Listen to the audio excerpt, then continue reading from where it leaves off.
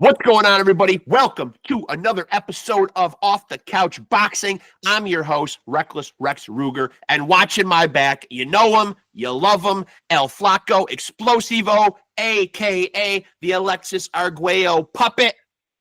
He won't say much. Trust me, folks. We are back with another banger of an episode of Off the Couch Boxing, man. Of course, the undefeated, undisputed heavyweight champion of boxing podcast, the most amazing and real boxing conversations, legends, luminaries, world champions, and fighters on the come up. All stopping by to chop it up with your boy, Reckless Rex. And tonight is no different. Fresh off of a victory a mere 3 days ago, because at the time of this recording, it is March 11th, 2025. My man, Cornflake LaMANNA, just dispensed of a guy not even 3 days ago. Well, yeah, I guess 3 days ago, man, and still could pop on for a podcast. Barely broke a sweat and ended it with a liver shot, man. Digging to the body, man. Calling it quits, man. Easy night's work, man. Second round TKO, man.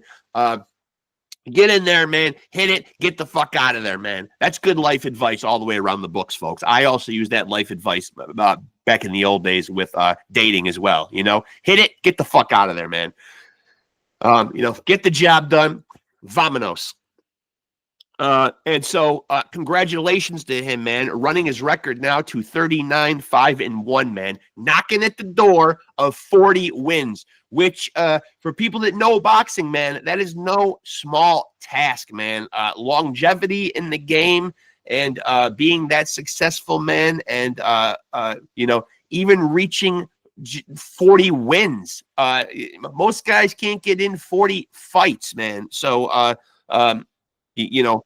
certainly a success, and he's here now, so we're going to get into it and chop it up with him, man. This is going to be a fun one, man. Let's get down to it. And there he is. Cornflake. Bro. How are you, bro, man? Please forgive me. Please forgive me. Oh, man. Come on, man. No worries, man. Man, I got a life too, man. The podcast thing is a side hustle, man. I get it, man. You're a working guy, man. You're out there grinding and fighting, man. Congrats, first of all, man. Thank you. Really appreciate it. I mean, look at this guy, man. 3 days ago, man, and here he is. Here he is showing his face on the podcast. Not a scratch on him. That's the way to do it right there. I got a little something. I got a little, yeah, it got to me. Yeah, but that guy's going for a liver transplant right now, man. So, I mean, that's a lot less, you know what I mean? So, seriously, man, I love seeing a fight end on a body shot too, man. That takes me back. Old school, man. You know what I mean? Only a Northeast Jersey guy digging the body like that. Come on, man. Yeah. No, right? For sure. Yeah. No, look, I did what I had to do. Yeah. That's it. You do what you gotta do. You know what I mean? And then now people, I think, in boxing, people don't really understand. And this is crazy because, like, it's wild, man. Them body shots are fucking, they're pain. They're pain. They pay dividends, though. They pay dividends. Yeah. And I got to say, too, man, I was saying in my little preamble, before you got in here, man, knocking at the door of 40 wins, man, which is really in and of itself, man, a pretty damn good career, man. I mean, I was saying before you got in here, a lot of guys don't even get to 40 fights, man. I mean, knocking at the door of 40 wins is pretty fucking impressive. Thank you, man. Yeah, I mean, so I was just actually at, where I came from. So I'm sure I promote as well, and right. I'm doing a show in April, and I'm back to it. I've been on the grind. I was meeting with people, meeting with sponsors. I picked up tickets, dropped tickets off.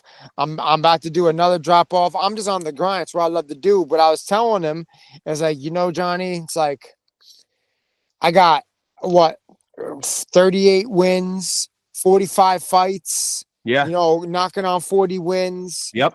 And I'm only 33. It's like, I kind of, listen, we're setting up for life after boxing, Sure. Setting up for life after boxing because, it's been a ride, bro. It's been a ride for sure. It's been a ride for sure. I mean, but certainly, man, and I don't want to put words in your mouth, man, but I mean, certainly what's coming out of your mouth right now is certainly not hanging it up at this point, though, right? What's next? Yeah, no, obviously, we're not gonna hang it up this second, but what's next? I don't know. I'm just grateful to be in the position I'm in. Coming off a good win Saturday. You know, I was obviously supposed to fight Jamal Charlo on the 10 card. That didn't pan itself, you know, that didn't pan out, but you know, thankfully my team got me right in just a week later. Um, I'm just in a good position right now, man. I'm very happy where I'm at. I'm very blessed, fortunate. I thank God every day for my position.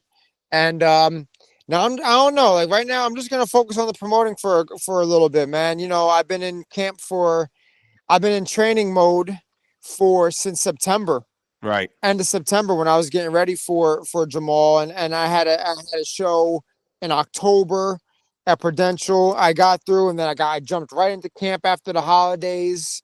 You know, I had a really I had a close friend of mine, dear like a brother of mine, pass. So like that kind of put a dent in my shit. But Sorry to hear right, that. thank you, bro. And it's like I'm just now look, I'm just on go. You know what I mean? But you know, I'm human and I'm Right. not a robot, right? So I want to just focus on my promoting right now. It's my piece. I love it. You know what I'm saying? As crazy as it sounds, I love it. I'm with the Fiasco. I have a great team that, you know, help me and they work with me and yeah, you know, we put things together. So I'm just gonna focus on the promoting for right now. And, you know, obviously there's a couple fights that I'm working on that my team's working on, you know what I'm saying? And if and when that happens, you know, obviously everybody will be, you know, you'll be one of the first to know and you'll hear about it. Appreciate that. Yeah. Yeah, for sure. And yeah, I mean, looking for big fights, big opportunities, you know, like I'm not gonna lie, bro. You know, there's nothing more that I would have wanted than to fight Jamal Charlo Sure. on a tank undercard in Barclays Center, you know what I'm saying? But you know, I would have rather that over, you know, an 8 rounder in Philly. But, you know, beggars can't be choosers, right? Right. So Right. I'm just knocking at the door for an opportunity. And if and when that time, God willing, comes, you know, we're gonna take full advantage of it and be great. That's what we have to do, just be great. So do you feel like, you know, first of all, man, you know, everybody will throw around the term age is just a number. I've had Yeah. guys on here, man, in their, you know, I just recently had a guy on yesterday, a cruiserweight, 38 years old, man, still Yeah. feels like he's got a lot of fighting in front of him. I just had Ty Brunson on yesterday, 40 years old, who's thinking of possibly making a comeback. So, I mean, age really is just a number, man. You know, do you feel like at 33, you're in your prime, approaching your prime, in the midst of your prime? Mentally, I'm in my prime. Yeah. Mentally, I'm in my prime. Physically, I'm there. You know what I'm saying? Like, you know, I'm not a super middleweight. I was going up to super middleweight to fight Jamal. So I realized that, believe it or not, even in my fight Saturday, it's like, yo, I feel heavy. I don't feel Yeah. myself. You know what I'm saying? And so, you know, I really like I'm a 60 pounder for real. Yeah. I'm a 60 pounder. And if I could, you know, for the right opportunity and the right fight, I know I could make 54. I just have to, you know, it'd have to be, you know, the right terms, the right Right. time, the right everything. But yeah, you know, so physically I feel good. Mentally I feel good. I'm just happy. I'm in a good space. And I'm just taking care of what I gotta take care of. You know what I'm saying? Outside of the ring.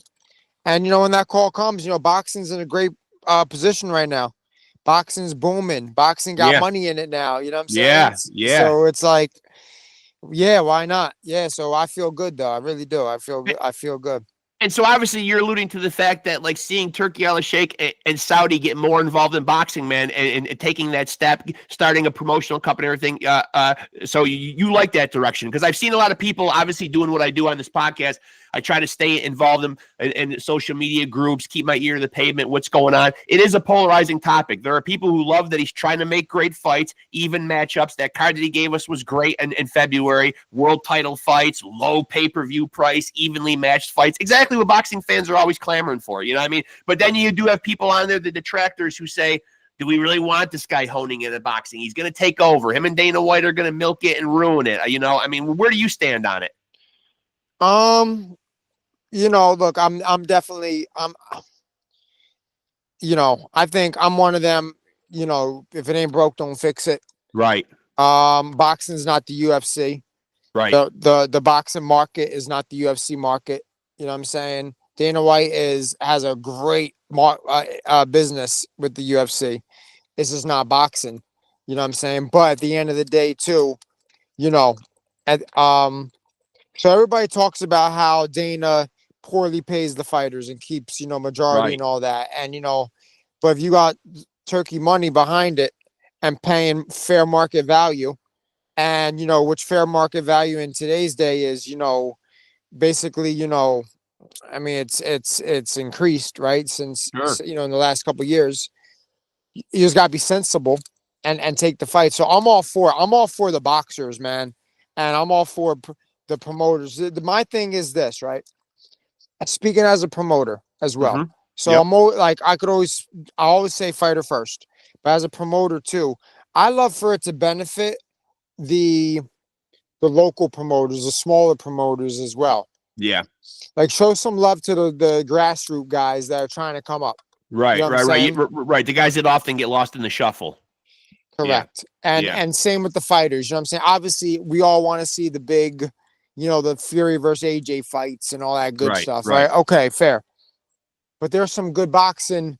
There's good boxing too with the lower tier people as well. Absolutely.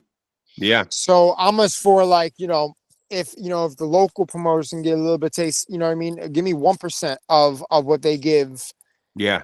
Golden Boy or Matchroom and see what we could do Yeah. with that and create the next opponent to give, whoever the superstar is, a fight, an opportunity, you know what I'm Yeah. saying? Yeah. Something. So that's really kind of, that's my take on it. I'm all for the boxing. I'm sorry, I'm all for the boxers. I would just love to see grassroots promoters get some love as well. You know Yeah. what I'm Now let me saying? ask you about a couple other more topical things, man, because you do have so many opinions and because you are, swimming both ends of the pool as an in-ring competitor and a promoter, man. You just some of the current topical shit that's popping off in boxing. First of Yeah. all, man, I got to get your take, man. We just saw it a couple weeks ago, man, where you stood on the Tank and Roach fight. Yeah, I mean, I thought it was a draw, but I obviously thought that Tank, I mean that whole knee thing, I think he should have, been. I think Yeah. Roach should have got the point. Um, I think he should have got the point. I do understand with the ruling where it's like, I don't agree with it, but I understand it. Obviously the fight went on for more than 3 rounds after, and it changed the rhythm of the fight, whatever like that. You know what I'm saying? So that they didn't deem it, you know what I mean, the mistake, we'll call it, that Right. has anything to do with the fight, which is, Right. again, I don't agree with it, but I understand it. Right. Um, I think Lamont, he got, I think it's one of those situations where you gain more from a not a win than if you were to won. And if you Right. were, and by the way, if you were to won the fight, he would have been a fucking megastar overnight. Right. I think now, obviously, I'm hoping they do a rematch. And I'm hoping, Lamont could, make the adjustment and, give make the fight closer and or win. You know what I'm saying? I think Lamont has his number. And if he was confident going into the fight, I mean shit, what would you think he is now? He's probably through Yeah. the fucking roof. Yeah. And now I don't know if you saw this, but a couple weeks ago, and I don't think anything is set in stone, but a couple fighters did come out in response to it or whatever. WBA flirting with possibly going back to 15 rounders. Where do you stand on that? No, Heriberto said no. Heriberto ain't doing that. He did. Okay. So Yeah, that's a definitive ruling now. yeah, Okay. yeah, Heriberto's not doing that. It's cool. No, because Turkey wanted to do that. No, but Herberto's not. I can't see Herberto doing that. Herberto does a lot of things, but Yeah. I Yeah. don't I don't I don't I don't see that. Well, they Yeah. were talking about trialing it for like unification, championship, undisputed type bouts at first, man. But I mean, adding another 9 minutes to a fight, though, man. I mean, you just talked about putting like fighters first, man. I mean, adding a little bit of jeopardy, though. Yeah. You know, I don't think, I mean, it's like look, this isn't the 60s. This is not the right, 70s. You know what I'm right, saying? So it's right. like, what's the need just to do something different? You know what I'm saying? And it's I more s- punishment, man. Obviously, athletes have gotten bigger, stronger, faster. I mean, yeah, I mean, they seem like they're able to inflict a lot more damage nowadays. I mean, we're seeing heavyweights that are just gigantic in comparison to what we saw years ago. I mean, yeah. adding another potential 9 minutes, of battling in there just kind It's of not seems worth like, it. It's yeah, not worth it. I don't think it's worth it for sure. Yeah. And so getting back to your own career, man, I mean, are you in a position where you think that it's a viable option where you will take another run at a middleweight title? Yeah, so I mean, I'm secondary world champ at middleweight. Right. I'm WBA gold champ at 60. You know what I'm saying? It's very comparable to the interim. You know what I'm Yep. saying? Yep. So I still hold that. I'm actually still waiting on, I put a request in to, basically become, I wouldn't say what I was promised because that's a strong word. Yeah. Wasn't promised nothing, but I was basically told, win the title, you'll be in line to be, Lara's mandatory again. Yep. And I'm not saying that I'm going to fight Lara because, like, I mean, I'm not going to bullshit. We all know what happened the first time. And it's like really not that, like, he's not that much. He's too good for the least amount of money. Yeah. Yeah. So it's like, I don't like, right. But I'll be in a good position to, make my market value good enough for another fight Right. of that level. So yeah, I mean, look, it's all about waiting game. Like I said, I'm just focusing on the I submitted my paperwork, you have to submit like a permission to fight in basically a non-title fight, non-title defense. You know what I'm saying? They understand, my fight with the Jamal thing kind of screwed a lot of things up, put me back. So yeah, I mean, WBA is, they're definitely fighter friendly. So I think they'll understand. But to answer your question in short, yeah, I'll get right to it. Yeah, for sure. But like, it doesn't have to be Lara. It doesn't have to be WBA. I'm just looking for an opportunity. And for it don't even have to be a title shot. It could just be, there's bigger fights out Just a there. big fight. Right. There's bigger fights out there that aren't world title fights. Right. Like, Sure. Is there anybody specifically, in mind? You certainly have never been anybody that's been shy about, dropping people's names. Is there anybody that's in the crosshairs or even on the periphery that that you have a fleeting thought about fighting? me and Danny Garcia. Okay. And now why specifically Danny? I mean, is it a business thing? Is it an animosity thing? No, it's far from animosity. He's a good Okay. dude. I've known him a long time. He's known me a long time. We're not best of friends, nothing like that, but we've known each other, mutual respect. He is who he is as a fighter. He is who he was as a fighter, whatever the case may be. I just think, it's crossroads. Obviously, he had one thing for sure is we both didn't fare well with Lara.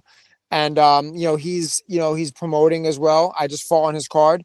He it's good business with them. And look, the fight makes sense for both me and him in our careers. Yeah. You know what I'm saying? He's out here talking about him fighting Barrios. Like that, it's not gonna happen. You're not gonna get rated. You coming off of a stoppage loss. He thinks, because of who he is, he could just like cut corners. Yeah. It doesn't work like that, right? I don't think it works like that. You know what I mean? Because you never know with boxing. But it's like we want to kill yourself to go to 47 to fight Barrios, who Right. yeah, you'll probably beat, but it's a tough fight because you got sucked down all the way. Yeah, you haven't made 47 in 100 years. I know. And it's like so that's a conversation I'm hoping to have in the near future with the team with Danny and his guy Mike. And we'll go from there.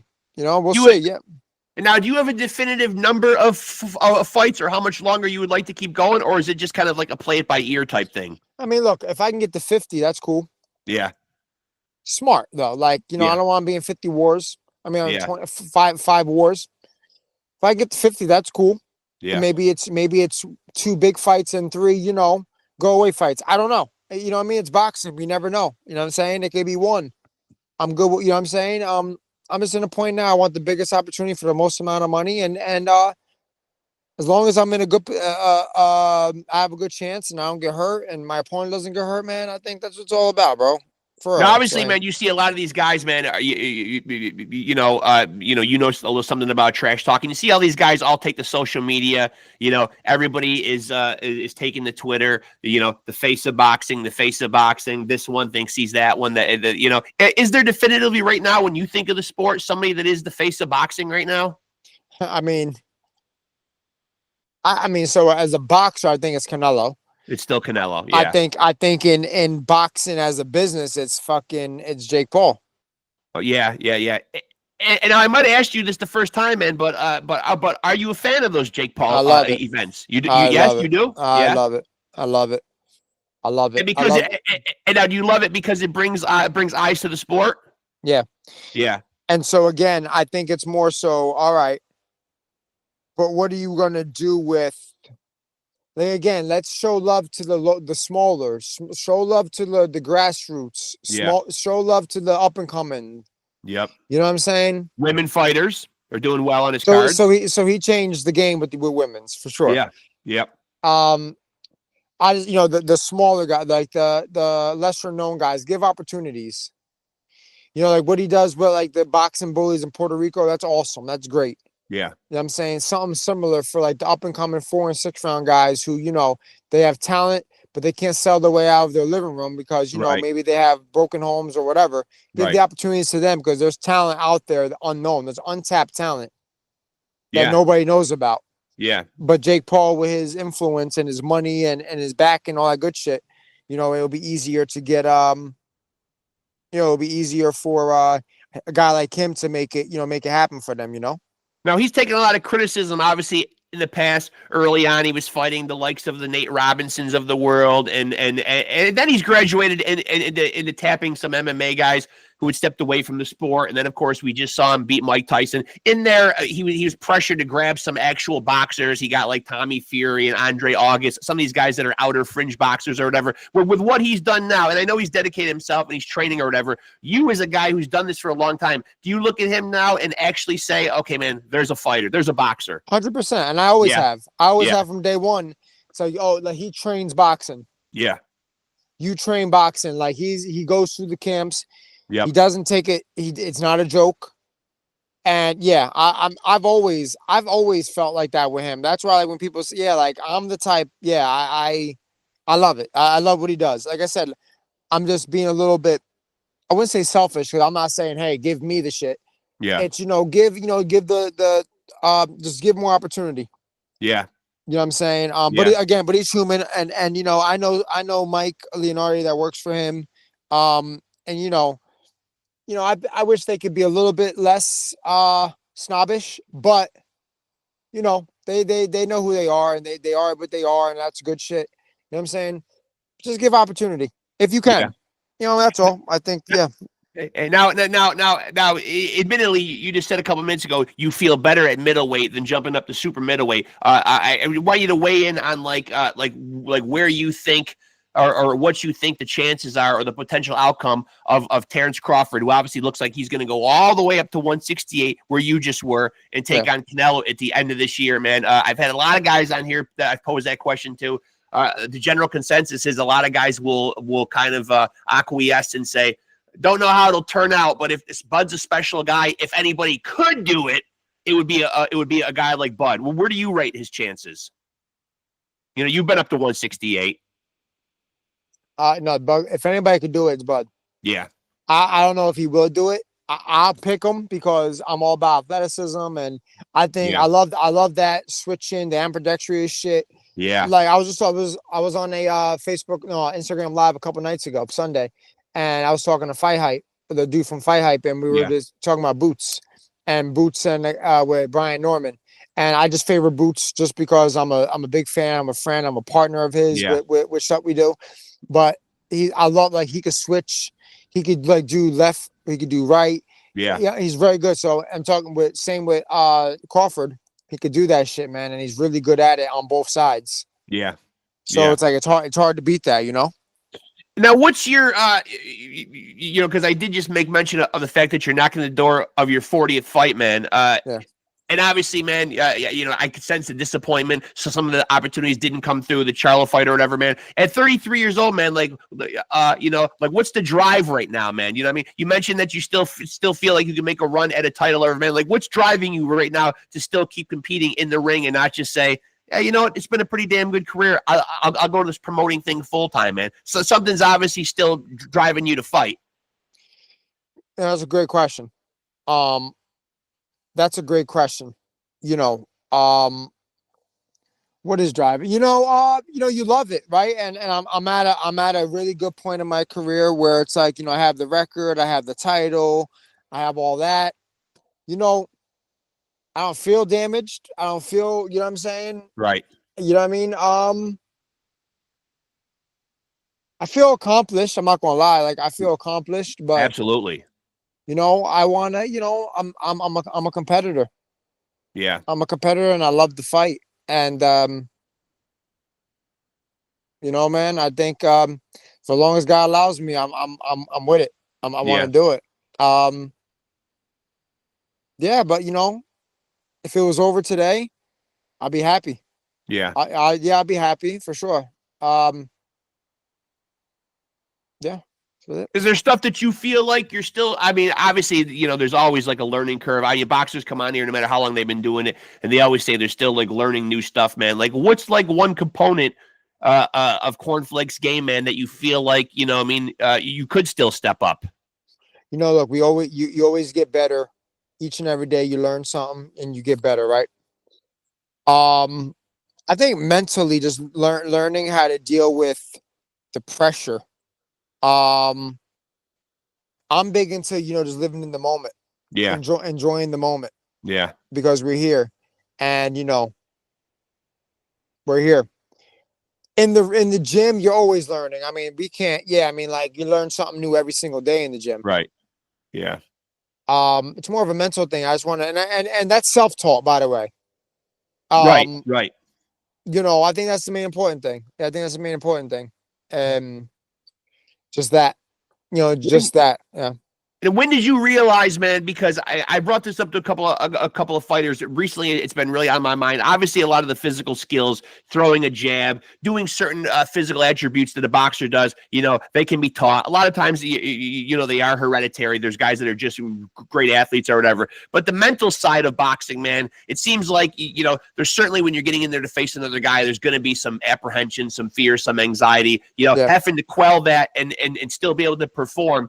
Is not something everyone can do. I think it's people's natural tendency. You want to avoid a confrontation, get the hell away from a fight or whatever. When did you know, man, that that you had conquered or that you had mastered or could somehow harness the mental obstacles of boxing? No, I don't think nobody will ever get over that, right? You always gotta be self-aware. You always gotta be aware. I'll be Yeah. alert. Um, I think I swear to God, I think fighters are born. Yeah. I really do. I think that's Yeah. true. I think fighters are born. You have to be a special type of something Yeah. That's to be interesting. at a high level and want to do it and all that good shit. Especially like with me, like I don't have to box. Right. I'm not saying I'm rich for the money. Right. I just like, there's, thank God, like I think there's other things I could do. Right. So I really think you're born a boxer.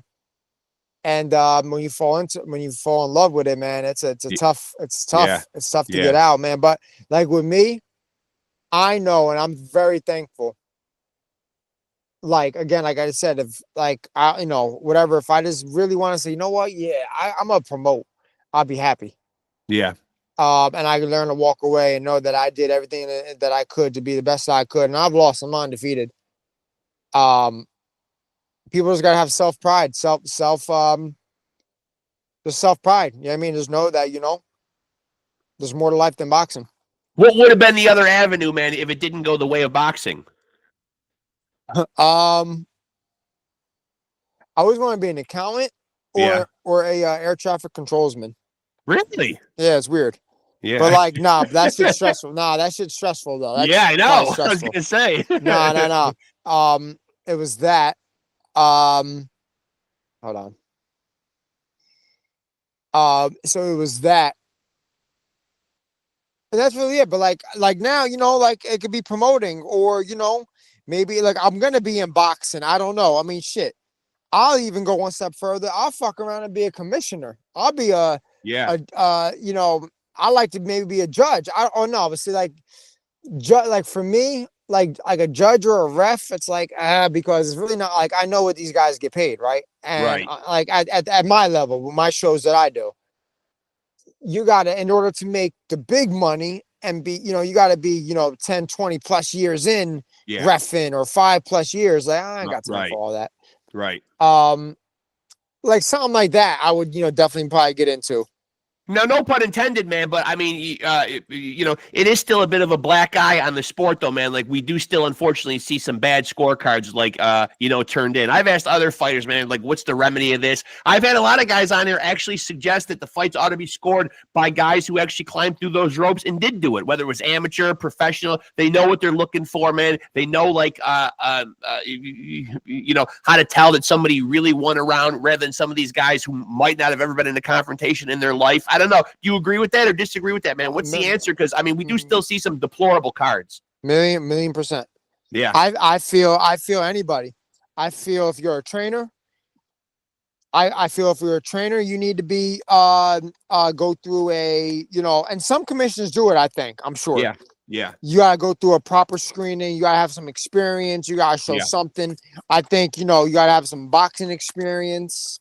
I think for judges and referees, I do think they need to go through medicals just like the fighter does, at least with their eyes and their like a physical. You don't need a fucking EKG or a head test to be or a blood work, to do that, right? Maybe like a ref. I mean, if God forbid, something happens and you get cut, you have a something. You just, God forbid, never know, because it's weird. You have a cut on your hand. Get a blood test. Make sure you don't. I don't know, whatever.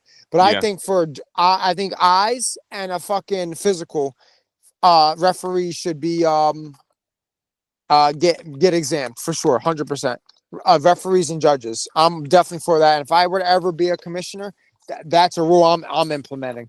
Because these scorecards, some scorecards are just fucked sometimes. Awful. But it's an opinion. It's like you can't get mad, or what I'm saying. It's like right. There's no right. These guys don't get to look at any instant replay or anything like that, or watch anything back or whatever. Do you think? Do you think if someone turns in a questionable scorecard, there should be some kind of a course correction or some kind of like a review, or they should be called on the carpet to explain the results of their card? 100%. But I think they do that. I think they do that sometimes. Yeah, like New York, instant replay, and go figure when that knee happened. Yeah. Oh, their system was down. Yeah. Man, if I'm Lamont Roach or if I'm their team, I don't give a fuck. No, y'all gotta watch that, because that just costed him a fight and changed his life. Now, are you surprised at the New York State Athletic Commission, though, man? Like, would that have been an unprecedented move? Obviously, like Lamont Roach's attorneys and his team all pushed for the whole thing to be overturned, man. Did you ever think at any point in time that was going to happen? Fuck no. No, I didn't either. Yeah, that would be a big, bold move, man. You know what I mean? Yeah, no, but I mean, to hang an L on Tank, who really is a guy who draws for the sport. Yeah, I mean, But I also, again, I understand their reasoning, and like I understand it. I understand it. Why they didn't go with it.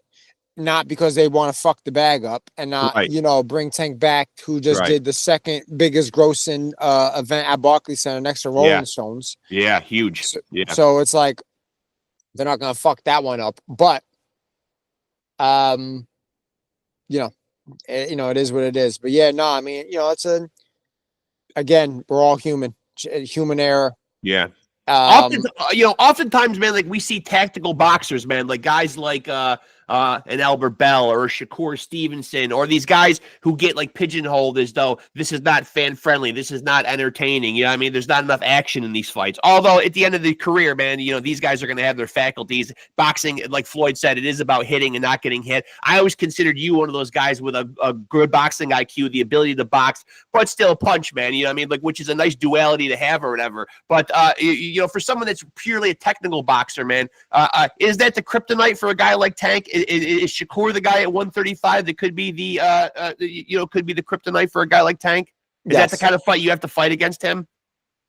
I mean, look, it's not smart to be in a brawl with Tank. He can punch, but see, the thing about Tank too, he has very underrated boxing IQ. He's absolutely smart. Yeah. He's very smart, and for whatever reason, it didn't really show against Lamont, because he even said, like, one, he got caught up with the rounds, and two, it's like he didn't put pedal to the floor until he realized it was late.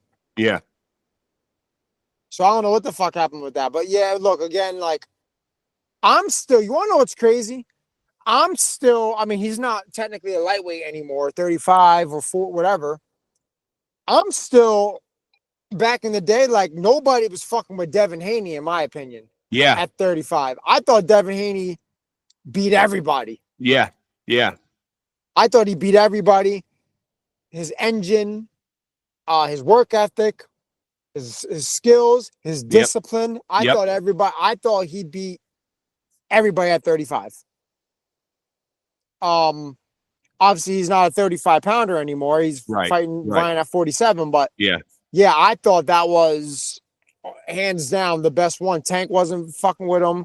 I think the Shakur fight would have been, you know, I wouldn't say boring, but probably would have been a little boring, if I'm honest. Yeah. Yeah, so, but Shakur's a beast, though. So, I mean, there's nothing really to take away from him with that. I just think, Tank versus Shakur. But see, again, let me just go back a step. It ain't like Lamont Roach outboxed him. Lamont Roach just wasn't afraid of him. Yes.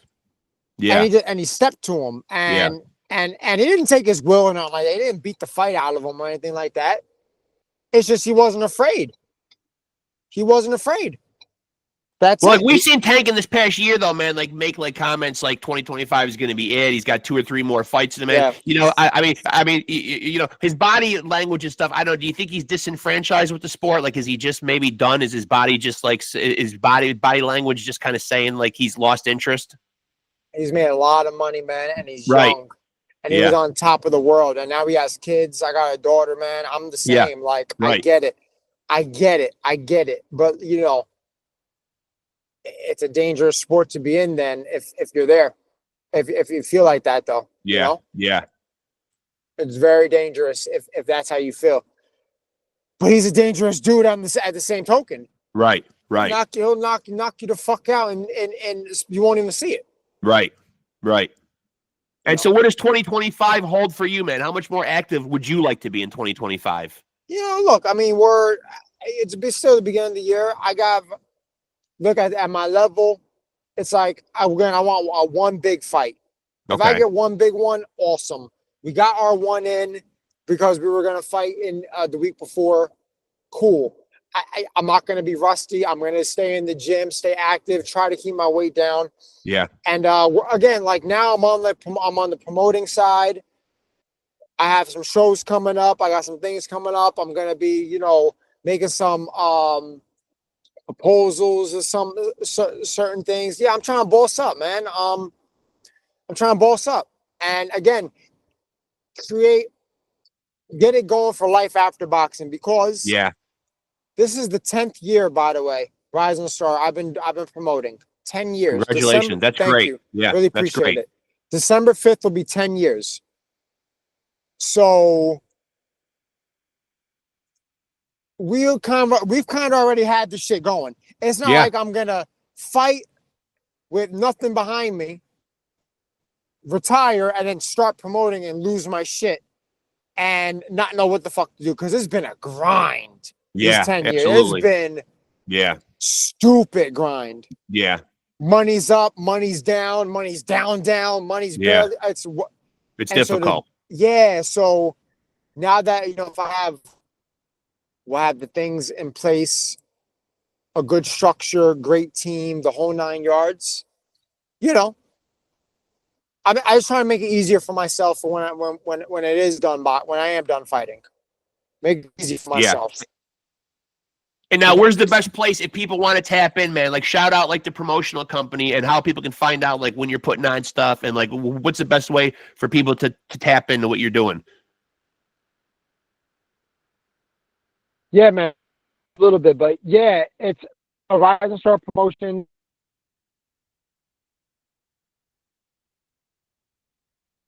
Wait, hold on, man. You're just getting frozen a little bit. I want to make sure people hear that. Yeah. Can you hear me? Yeah, you're good now. Yeah. Just Rising Star Promotions. Reach out to me on just even on my Instagram. Okay. mine or the RSP Boxing Instagram. And look, we're always looking to work. You know what I'm saying? Obviously, I'm not top rank. I'm not Matchroom, Golden Boy. Like, Right. I do have some fighters, but I'm not looking to sign and hold obligations because, some fighters deserve more than what I could give, what I could Definitely. do. Yeah. You know what I'm saying? But but I'm all about, again, I'm really good. I'm just all about good business for real. If it's good Yeah. business and it can make sense where we're both parties are happy, man, let's go. That's what it's all Yeah. about for me at this level and every level it should be just good Yeah. business. And yeah, so I'm open to work with everybody, any and everybody, as long as it makes sense and you're good people and it's just as a whole good business. Yeah. Well said, man. Listen, man, I could sit here and chop it up with you all night, man. You know you're one of my favorite dudes to chop it up with, man. Thank We'll you. definitely stay in touch. When shit's popping off, you got an event or another fight, man, we'll get on here. We'll do it again, man, for sure. I love it, man. Yeah. Anytime, bro. Yeah. Anytime, and I won't be 20 minutes late next time either. That's all right, man. You're a busy guy, man. Busy guy. Nah, it's all right. Yeah. Nah, but I appreciate I your time appreciate as you, well, brother. man. Yeah. Nah, always, Appreciate you, man. man. We'll talk again Anytime. soon, man. Hey, congrats on the win, man. Thank you, my bro. My man. Yeah. We'll talk again soon, brother. Thank you. Yes, sir. There he goes, folks. Thomas Cornflake LaMANNA, fresh off a victory and looking fresh, man. Tried to show me a little something up there, man, but that's unscathed to me, man. I mean, come on, man. Got out of there, second round TKO, dug one to the liver. Show is over, man. And it's nice to hear, man, that he's got a promotional company, man. Congratulations on 10 years of doing that. That in and of itself is a grind, man. Much like being a fighter is a grind, different kind of grind, man. But love to hear that he's all about the fighters, man, because I think a lot of young guys out there, man, will relate to that. Not being, locked into these big money-making corporations, man, that make you a lot of promises and don't deliver, man. A guy like him who has, who has been on that side of the fence, man, I think we'll be able to relate to fighters really good, man.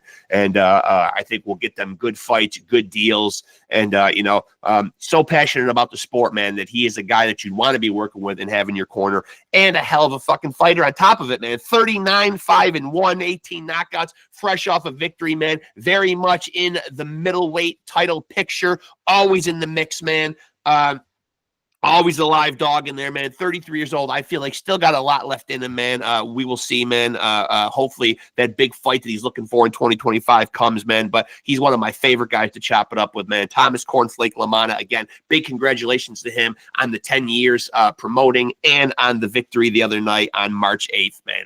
So great to chop it up with him. Make sure to like and follow Off the Couch Boxing on Facebook. Stay tapped in, man. And like, subscribe, and hit the notification bell right up there. Fucking somewhere in the nether region. Well, the nether regions would be down there, I guess. Up in the ether, the upper corner, somewhere up there in that general vicinity, man. I'm not tech savvy, but I do believe it looks like a bell, and you want to hear that ringing when there's new Off the Couch Boxing content on there, man. So stay tapped in, man. And, of course, stay tapped in, man, to everything that Cornflake LaMANNA is doing, man. Go check out the promotional company. Go out and support shows, support fighters that he has on his roster, man.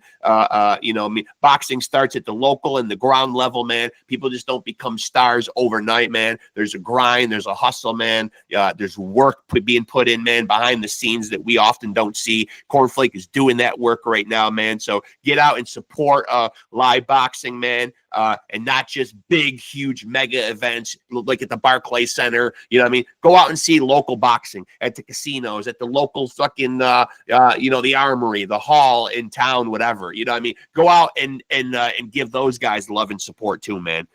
With that being said, let me remind you that you have just tuned in to the undisputed, undefeated heavyweight champion of boxing podcast, man. I'm going to have a belt soon, man, and I'm going to proudly display it, hold it up at the end of the episode to remind you, and also to invite all comers to show me that they've got better boxing content. There is currently 180 some odd episodes up of the greatest boxing conversations with people from all across the fight game, man. You name it, man. From young to old, there's something there for everybody, man. So let me remind you that you too can be a champion. Yeah, you can. Just stay tapped in to Off the Couch Boxing and continue to roll with us. Continue to roll with the champs. Peace.